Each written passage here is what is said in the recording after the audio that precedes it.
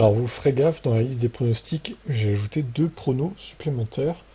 Donc ce seront des pronos à faire avant le dimanche 6 octobre, autour de 23h minuit, quoi, maximum, pour la fin de saison. Donc il y a un classement final à pronostiquer et un classement constructeur, on va le voir après. Donc pour le classement final, le temps de la pole, qui est habituellement pour le temps de la pole, ça sera le chrono Q1 d'Abu Dhabi.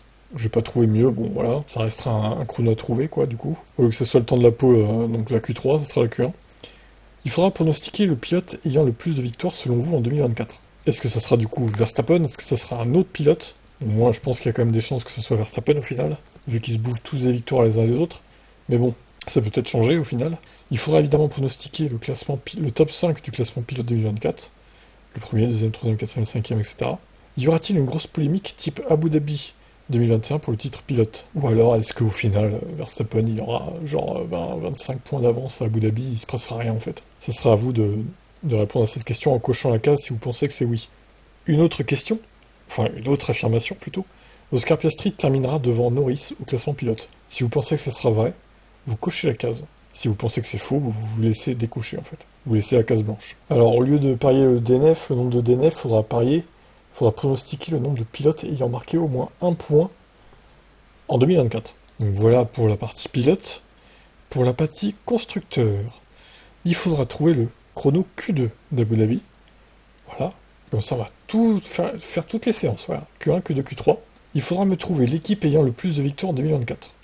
Là, il y a un match entre Red Bull et McLaren, du coup, hein, je pense. Il faudra me trouver le top 5 du classement constructeur à l'issue de cette saison. Alors, affirmation. Sauber parvient à marquer au moins un point. Si vous pensez que ça sera vrai, vous cochez la case, sinon vous laissez blanc. Une victoire pour Aston Martin cette saison. Si vous pensez que ça va se faire, vous cochez, sinon vous laissez blanc. Il faudra me trouver aussi le nombre d'équipes ayant marqué au moins un point. Ça va un peu de pair avec la case Sauber parvient à marquer un point, quoi. Donc voilà, j'ai trouvé que c'était une bonne idée de faire ça. Ça permet aussi de pronostiquer différemment pour ces deux sessions-là. Donc voilà. Alors j'ai ajouté dans la liste des pilotes, entre guillemets, j'ai ajouté les écuries aussi, du coup. Donc là, dans les menus déroulants, vous pourrez choisir Ferrari, etc., quoi. Par contre, je précise que sur le site, et là j'ai retouché des screens, mais sur le site, ça restera toujours les trucs à gauche, là. Donc vous vous baserez sur ma vidéo. De toute façon, quand ça sera l'heure de pronostiquer ces sessions-là, je mettrai les screenshots sur le site, comme ça vous serez pas perdu, quoi. Ça vous fera un rappel. Parce que je vais pas m'amuser à modifier encore la partie là, alors que la plupart des pronostics, c'est les trucs normaux, quoi. Donc vous voyez, j'ai ajouté la liste. La liste des écuries est tout en dessous, par ordre alphabétique, Alpine, Aston Martin, Ferrari, etc., etc. Donc vous n'aurez pas à vous en occuper, hein, hormis le pronostic classement constructeur, du coup, celui-là. Donc je rappelle, ça sera à faire avant le 6 octobre, pendant la pause, la deuxième pause automnale, on va dire, de la saison 2024. La pause automnale de Formule 1.